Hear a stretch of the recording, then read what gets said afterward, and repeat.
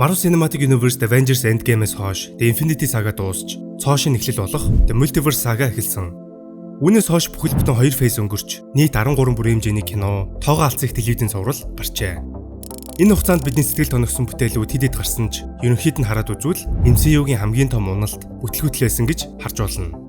Тэгвэл өнөөдрийн бичлэгтээ фейз 4 болон 5-д гарсан нийт 13 бүрийн хэмжээний киног өөрийнхөө зүгээс хамгийн муугаас эхлээд хамгийн шилдэг хүртэл нь ранглцгаая. Үүнд телевизийн зурлууд ороогүй зөвхөн бүрийн хэмжээний кинонууд гэдгийг санаарай.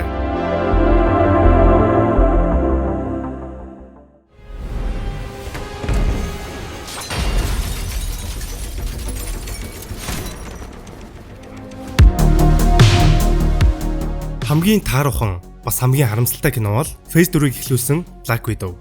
Энэ дүр Scarlett Johansson үнэхээр төгс тохирсон гэж боддог. Iron Man 2 дээр орж ирсэн цагаас л түүний соло кино яригдж эхэлсэн бөгөөд фэнүүд ч Black Widow-ийн киног хамгийн их хүлээж байсан юм.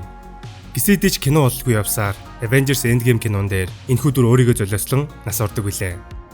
Нэгт энэ кино хэтэрхий хожимдсон.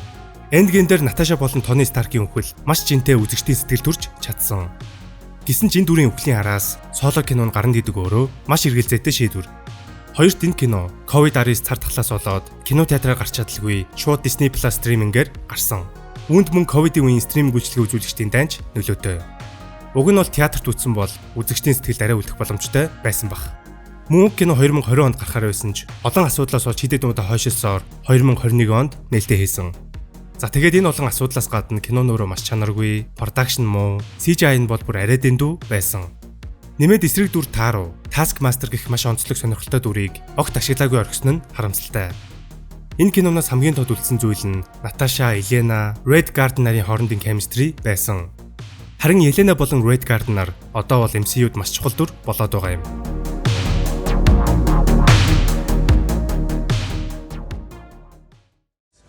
And flick.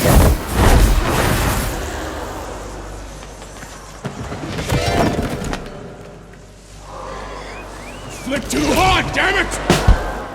Taika Waititi миний хамгийн дуртай найруулагчдын нэг. Thor Ragnarok миний хамгийн дуртай MCU кино. Гисэдэж 2022 онд гарсан Taika Waititiгийн найруулсан Thor Love and Thunder кино хүлээлтийн талд чүрээгүй хамгийн их урам угсан бүтээл болсон. Киноны өмнөх анги болох Ragnarok-оос ялгараад байх зүйлгүй. Харин ч өмнөх ангийн сул зүйлээ бүр их шингээж, хит хүчилсэн бас ямар ч инээдгүй хошигнолууд, маш том чухал дүрүүдийг зүгээр л нэг алаа явцгүй болгосон гэд маш их асуудалтай. Тэр дундаа үндсэн эсрэг дүр Gore. Ер нь Marvel Cinematic Universe, Thanos, Killmonger гэх мэт цөөн хэдэн дүрийг тооцвол эсрэг дүр маш муутай. Эсрэг дүрүүдтэй алдартай мундаг жүжигчдийг тоглуулдагч тухайн дүрээ маш муу хийдэг. Зохиол талаасаа ч тэр дүрийн хөгжүүл талаасаа ч муу адил. Тэгээд л тэрхүү алдартай мундаг жүжигчтэй ашигласан ч юмгүй, нэмээд тухайн эсрэг дүрүүдээч хинт ч хэрэггүй болгодог талтай. Харин Marvel Comics-ийн хамгийн зөвүүн хүчрэг дүр, бурхан нэтлэгч Gore, Christian Bale гэх өнөө цагийн хамгийн шилдэг жүжигчин тоглох болсонд хөвдөө бүр маш их хайптай, хүлээлт өндөртэй байсан ч классик MCU-гийн адилаар тэрхүү эсрэг дүрээ зүгээр л булшилсан юм. Үүний дараа Christian Bale дахиж хизээд супер баатартай кино тоглохгүй гэх мэдээллийг хүртэл хийсэн байсан.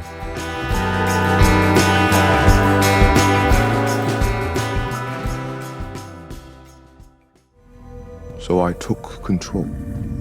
You mean you started a war, and now you want to wipe away any universe that's a threat to you? That's what monsters do. That's what conquerors do. Thanos-ийн дараах MCU-гийн хамгийн том эсрэг дүр нь Kang байхыг Kevin Feige зарлаж байсан нь саяхан. Одоо бол Doomsday нэртэй болчихсон байгаа Avengers-ийн кино хүртэл The Kang Dynasty гэх нэрээр зарлагдаж байсан түүхтэй. Loki зурлын эхний бүлэг дээр хамгийн их гарч ирсэн Kang-ийн хөлбөр болох He Who Remains үнэхээр сонирхолтой өрмөцөж чадсан ба Ant-Man and the Wasp: Quantumania кинонд маш том хүлээлтийг үүсгэж чадсан юм. If you think I'm evil, well, just wait till you meet my variants. За тэгсэн чинь яагаад энэ дүр огт байгаагүй юм шиг түүхээс арчигдаж Kang биш Доктор Doom Avengers-ийн эсрэг дүр болчихвоо. Энэ нь Kang-ийн дүр тоглож байсан Jonathan Majors-тэй бараг 100% холбоотой. Түүнийг найз охиндоо гар хүрч, хүчирхийлсэн гэх хэрэгт орооцолдож, шүүхээс гин буруутай хүртэл нотлогдож, маш амжилттай явж байсан карьераа өөрөө сүрүүлсэнийг мэдэж байгаах. Энэ асуудлаас болж MCU Jonathan Majors-ыг ажилласан чөлөөлж, Kang гэх дүрд өөр жүжигчин recast-ийг яриа хүртэл гарч байсан. Гэсэн ч Ant-Man and the Wasp: Quantumania кино тэр чигтээ бүтлгүүтэж, өнөөх айхтар Kang-ын хүртэл хэдэн аврах шоргоолсонд ялагдсан гэд, ер нь лам муутай байснаас болсноо энэ дүрийг зүгээр л анаад Доктор Doom-ыг зарлчихсан. Quantumania бол ямар усны бүгдээрээ л мэдэж байгаа. үйл явдал зохиол тааруулхан Ant-Man-ийн өрмөц шин чанар огт байхгүй. Spy Kids-ийн томруулсан хөлбөр шиг байсан нь үнэн. Мөн Kang-ийн дүрд Jonathan Majors өөр гой тохирч байсан ч бас л тэрхүү дүр ашиглаагүй орхисноор энэ дүр MCU-гээс арчигдсан юм.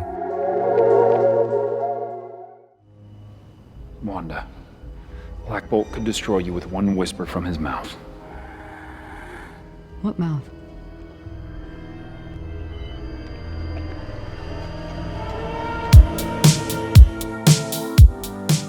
The Multiverse Saga эхэлж зэрэгэлдээ ертөнцийг том дэлгэцэнд дэлгэрэнгүй хөтлөх ёстой байсан кино бол Doctor Strange-ийн 2 дугаар анги. Нэр нь хүртэл Multiverse of Madness. Харин үүнд хамгийн хүчрэг шийдтэн Doctor Strange нэмээд WandaVision цувралын дараа Darkhold-ыг гартаа оруулсан Wanda гэх дүрүүд төгс тохирч байсан. Зарим хүмүүст ямар санагддгийг мэдэхгүй ч Sam Raimi-гийн нариулсан энэхүү кино хүлээлтэнд огтурч чадаагүй. Мэдээж яг кино театрт үзэх үед сэтгэл хөдлөсөн огшоосон мөчүүд цонгүй байсан ч үзсний дараах ерөнхий сэтгэл ер нь сөрөг талтай байсан. Магадгүй үзэгчид бид энэхүү кинонд асар их хүлээлт тавьснаас болоод сэтгэл хангалттай хүрч чадаагүй байж болох юм. Учир нь үүний яг өмнө гарсан кино мөн адил зэрэгэлдээ ертөнцтэй Doctor Strange-тэй Spider-Man No Way Home байсан шүү дээ. Энэхүү кинонд креатив төрчлөөс болоод найруулах ёстой байсан Scott Derrickson солигдож Sam Raimi орж ирсэн гээд pre-production үеэс л асуудлууд гарч эхэлсэн. Мэдээж кинон дундуур өөр ертөнцийн Illuminati, төрөл бүрийн Easter egg-үүд, сонирхолтой дүрслэлүүдгээ зугаатай магтууштай зүйл байсан. Гэсэн ч яг үнэндээ Illuminati-ийн ч өөр энэ кинонд ямар ч ашиггүй, зүгээр л фэн сервис үзүүлэх зорилготой байсан нь харамсалтай.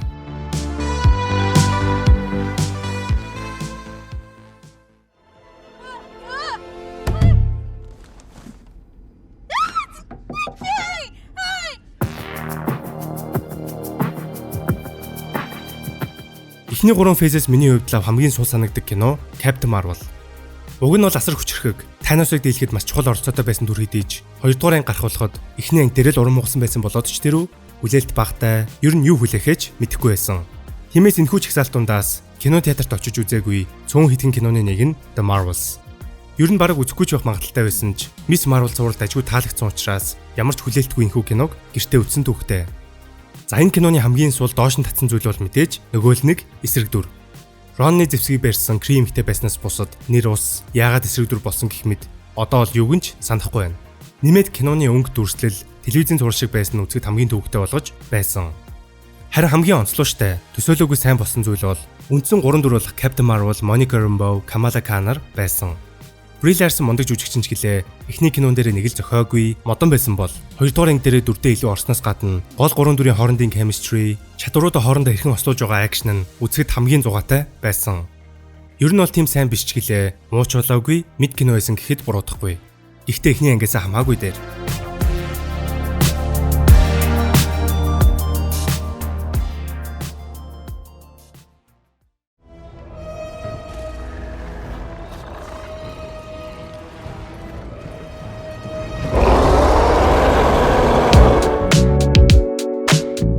Falcon and the Winter Soldier зурвал бусад зурлуудтайгаа харьцуулахад хамаагүй чанартай болсон.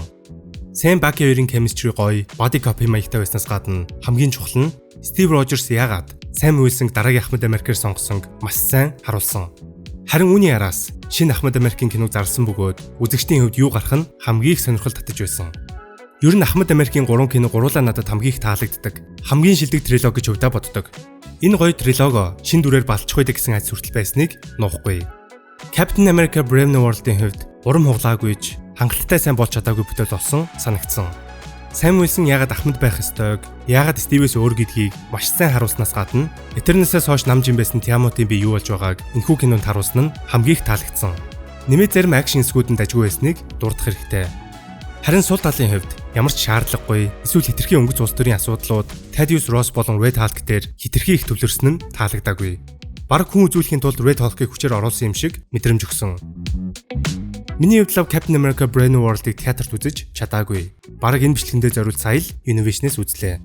Хэрвээ та нар бас үзэж амжаагүй бол Tokyo Happy Movies рүүгээ орж 50% хөнгөлөлтөөнөр илүү хэлбэр бас хурдан түрээсэлж үзээрэй.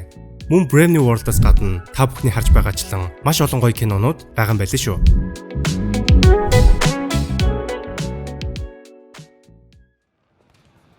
We've trusted you for 7,000 years and look where you've gotten us. I've watched humans destroy each other when I could stop it all in a heartbeat. Do you know what that does to someone after centuries? Could our mission have been a mistake?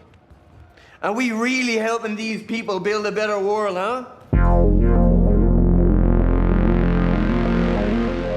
Жигсаалтын энэ хэсгээс ер нь илүү эрэг талтай кинонууд эхэлж байна. Миний хувьд ветеринээс нэлээд дутуу үнэлэгддэг, нэх яригадад байдаггүй кино юм шиг санагддаг. Яг нь мэдээж сул талууд, эргэлзээтэй шийдвэрүүд, эсрэг дүр нь муу гэд шүмжлэх зүйл мундахгүй. Гэвч Оскарын шагналд найруулагч Chloe Zhao MCU-гийн хамгийн үзэсгэлэнтэй, вижюал талаас хамгийн шилдэг киног бүтээсэн. Дөрүүдийн дизайн, хүчээ ашиглаж буй эффект, Celestial-уудын харагдах байдал гээд дурдаад байвал дуусахгүй. Тэр дундаа Speedster буюу хурдан гүйх чадвартай дүрийг зөвхөн MCU-д гэлтгүй, кино дэлгэцийн түүхэнд хамгийн бүтээлж, үзүүштэйгээр бүтээсэн.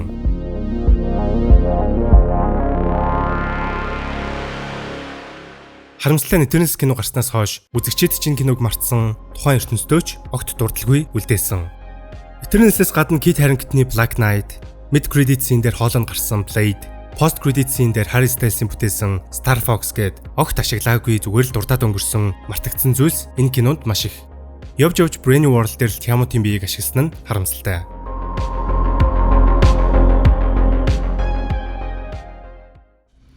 Who are you? I have many names. My people call me Kukunkan. But my enemies call me Namor. Black Panther бол MCU-гийн хамгийн шилдэг эсрэг дүртэй, Африк ТV-ийн соёлыг маш хүчтэй, үзүүштэйгээр харуулж, бас мэдрүүлж чадсан үнэхээр шилдэг бүтээл. Харин 2 дугаар ангийг фэнүүд маш их хүлээж, Ryan Coogler ч киноныхаа хөгжүүлэлтийг хийж байх үед маш харамсалтай зүйл болж, T'Challa буюу Black Panther-ын дүр тоглосон Chadwick Boseman бүдүүн гидсний хорт авдрын улмаас хорвоогийн мөнх босыг үзүүлсэн билээ.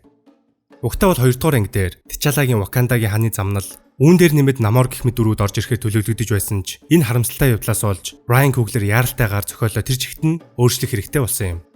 Black Panther Wakanda Forever-ийн хувьд Phase 4-5-ын хамгийн шилдэг кино биш ч гэлээ бидний зүрх сэтгэлд үнэхээр шингэж чадсан бүтээл болсон. Сул талууд энэ кинонд цөнгөж гэлээ Ryan Coogler болон бусад уран бүтээлчдийн хувьд тухайн нөхцөл байдалдаа байж болох хамгийн боломжтой төлбөрийг бүтээж чадсан гэж боддог. Нэмээд Angela Bassett-ийн жүжиглэлт үнэхээр шилдэг нь байж Namor-ын дүр энэ киноны хамгийн том чимэг нь байж чадсан. Харин усан дотор хаан дус Talokan-ыг энэ кинонд нүд баясгам харуулсан ба 1-р ангийг арай гүйцэхгүй ч гэлээ дутгааргүй сайн скор болон саундтракуудтай байсан.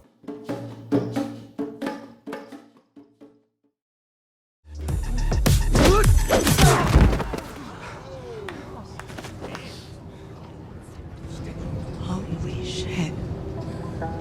Who are you? Marvel Cinematic Universe Азуудын төлөөллийг том дэлгэцнээ том дүрээр харуулсан кино бол мэдээж Shang-Chi. Энэ киноны хамгийн том сул тал бол Wenwu буюу нөгөөлний эсрэг дүр. Мөн түүний өдөртөн зохион байгуулдаг олон зууны түүхтэй гимт хэргийн бүлгэм Ten Rings. Мэдээж хамгийн анх Iron Man кинон дээр Ten Rings-ыг ашиглаж жинхэнэ толгойлогч нь Ben Kingsley-гийн дүр биш гэдэг нь тодорхой болчихсон байсан. Харин Shang-Chi and the Legend of the Ten Rings кино анх зарлагдаж жинхэнэ мандарин буюу Ten Rings-ийн толгойлогчид Хонконгийн домогч жүжигчин Тони Лиун тоглохоор болоход хувьдаа бүр үнэхээр хайптай хүлээлт үүсэж байсан. Мэдээж Тони Лиун шиг мундаг жүжигчин өөрт өгөгдсөн зохиолдоо хангалттайгаас илүү сайн тоглосон ч анхнаасаа энэхүү дүрийг кино зохиолдоо маш муу бичиж хангалттай сайн ашиглаагүй юм. Харин киноны хамгийн сайн зүйл бол тулааны дэглэлт болон акшн эсгүүд. Marvel Cinematic Universe маань ер нь л акшн муудаагаараа алдартай.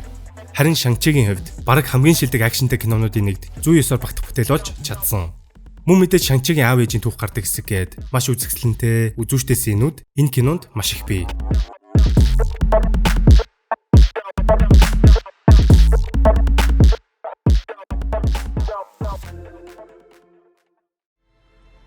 I am Messiah. I am Marvel Jesus. MCU-гийн хамгийн анхны R-rated кино Deadpool байх байсныг хэмэдлээ. Харин Disney Fox-ыг худалдан авснаар энэ бүхэн боломжтой болсон. X-Men, Fantastic Four гээд Avengers цаашаа дүрүүд эхнээсээ MCU-д орж ирсээр байна. Үүний хамгийн ихний том жишээ бол Deadpool and Wolverine. Ер нь энэ кино анх зарлагдахад Disney R-rated кино хийнэ гэдэг эргэлзээтэй хамт хүлээлт маш өндөр үүссэн. Нэмээд Hugh Jackman Wolverine-ийн дүрээрээ тэр дундаа бүр классик, comic accurate өмсгөлтөөгөө иргэн ирсэн нь үзэгчдийг бүр ч илүү хайптуулсан. Харин кино нодлон нээлттэй хийж үзэгчдийн урмыг хугалалгүй маш зугаатай кино болж чадсан. Гэхдээ эхлээд сул талыг нь дуртахад эсрэг дүрүүд маш муу байсан. Cassandra Nova-гийн чадвар сонирхолтой байсан ч кинонд үүрэг багтай, парадокс гэх дүр нь бол бүр ч таархан байсан. Нэмээд киноны зохиол нэг их онц биш, плот хоол ихтэй, маш ойлгомжтой байсныг дурдхан зүйтэй. Гэвч энэ бүхнийг мартуулж, үзэгчдийг 2 цагийн турш үүдэлгүй байлгаж чадсан зүйл бол гол 2 дүр болох Deadpool, Wolverine. Дөрүүдийн хоорондын зохицол, chemistry, хошигнолууд гээд үнэхээр хөгжилтэй байснаас гадна хүнд драма болох үедээ ч түүнийгээ маш сайн харуулж чадсан. Тэр дундаа Hugh Jackman.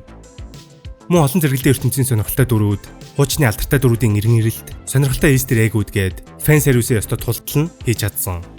Нэг талаар нь харуул энэ сул талыг дийж, хэсэгтэл олигтой MCU кино үзээгүй байсан бидний хувьд эсрэгээрээ давуу тал нь болсон юм.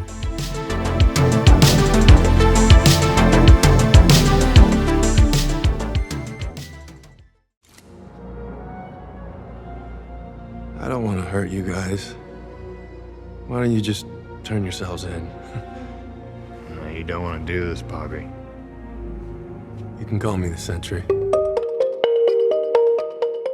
Энэ жил нээлттэйсэн Thunderbolts миний хувьд лавах төсөөлөөгүй сюрприз болж чадсан. Яг нь ер нь MCU-гээс залхчихсан байсан ч Florence Pugh-ийн фэн болохоор дотроо бяцхан итгэл найдвар тээж байсан ч аль болох түүнийгээ дарж ямар ч хүлээлтгүй үзсэн нь нүдэ олсон. Дээрээс нь Thunderbolts маркетингийн үеэр интернетээр A24 стилтэй гэж нэрлэгдсэн трейлер үзэгчдэд багахан жолов хүлээлтийг үсгэж чадсан. Мэдээж өмнө олон алдаа гаргаж, гэмт хэрэг болон амьсгалтай зүйлсийг хийсэн дүрүүд нэг баг болж сайн зүйлийн төлөө тэмцэх санаа шин биш. Тиймээс Suicide Squad шиг хөгжилтэй зугаатай байхад л хангалттай байсан. Гэвч энэ кинон дээр дангаанц зугаатай байхаас гадна дөрүүдийн сэтгэл зүйн асуудал, ухаарал, дотоод гэмшил, трама гэх мэт маш хүн зэдвүүдийг уран бүтээлчээр хөндөж харуулсан нь хамгийн магтууштай. Харин киноны хамгийн онцлог зүйл Florence Pugh-ийн бүтээсэн Elena гэх дүр мөн Bob Sentry болон Void байсан. Тэдний дотоод асуудлууд түүнийг эрхэн даван туулж байгааг үнэхээр сайн гаргасан. Нэмээд Sentry бол үнэхээр кул байсан. Тэр дундаа Void-ийн хүчээ ашиглаж буй visual.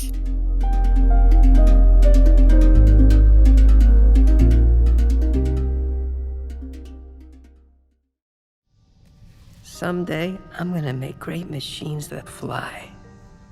And me and my friends are gonna go flying together into the forever and beautiful sky.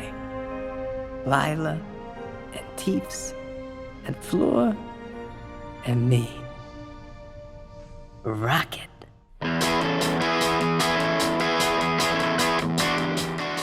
MCU-гийн хамгийн өвөрмөц, өөрийн гэсэн стилтэй кино бол мэдээж James Gunn-ы Guardians of the Galaxy. Миний хувьд 2 дахь ангил гоё үзүүштэй эсгүүд байгаач ерөнхийдөө тэмцэх таалагддаггүй. Харин трилогийнхаа хамгийн сүүлийн буюу 3 дахь киног James Gunn үнэхээр сайн хийж чадсан юм.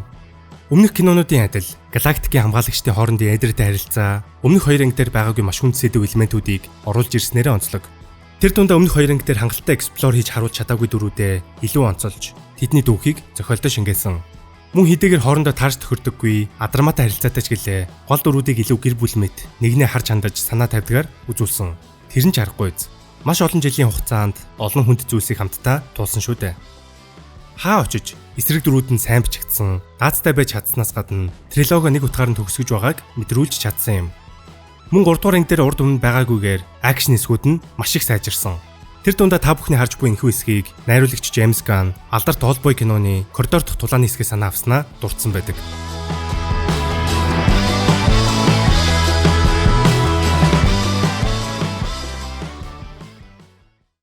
Peter. Yeah. Oh, sorry. Did you mean that? Or Peter. we're all called Peter. Peter Parker. Same again. We're all Peter Parker. За мэдээж Phase 4 болон 5-ын хамгийн шилдэг кино бол ямар ч эргэлзээгүй Spider-Man No Way Home. Ер нь Phase 4 тавч гэлтгүй бүх цаг үеийн хэмжээнд яригдах MCU киноч гэж хэлж болно. Миний хувьд Endgame-с хойш авсан хамгийн шилдэг кино театрын experience байсан. Өмнөх ангийн төгсгөлд Spider-Man-ийн нууц identity ил болж тэр дундаа муу талаараа гарч ирснээр No Way Home-ийн үндсэн зохиол эхэлдэг.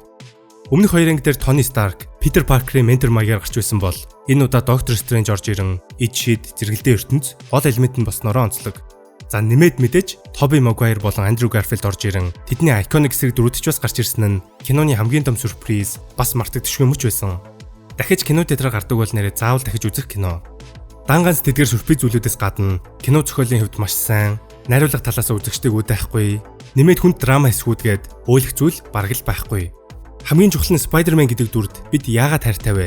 Яагаад бидний зүрх сэтгэлд хамгийн ойр байж чаддаг вэ гэдгийг маш сайн харуулж чадсан. 3 Spider-Man-ийн хоорондын зохицол бол бүр хайр.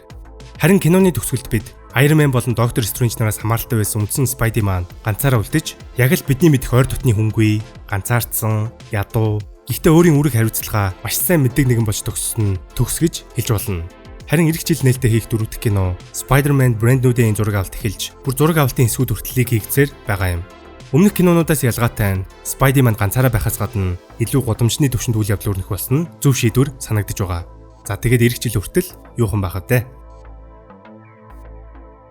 Миний хувьд өнгөрсөн 2 фейст гарсан кинонуудын сэтгэл иймэрхүү байна. Харин Phase 6-г өнгөрсөн сарын сүүлээр The Fantastic Four First Steps кино тоо амжилттай эхлүүлж үзэгчид болон шүүмжлэгчдээс эерэг сэтгэлдлүүдийг авсаар байна. Надад ч бас маш их таалагдсан. Зарим үзэгчид маань MCU иргэн ирлээч гэж ярьсаар байгаа. Цаашид хэр амжилттай явахыг бид үзгэл үлдлээ. Харин бидний мэдэх MCU маань Phase 6-гаар дуусгар болох нь бараг л ойлгомжтой болчиход байгаа. Учир нь Kevin Feige Avengers Secret Wars-ын дараа X-Men, Tony Stark, Steve Rogers гэх мэт дөрүүдээ цоо шинээр recast хийж ертөнцөөр reboot хийх талаар ярьсан юм.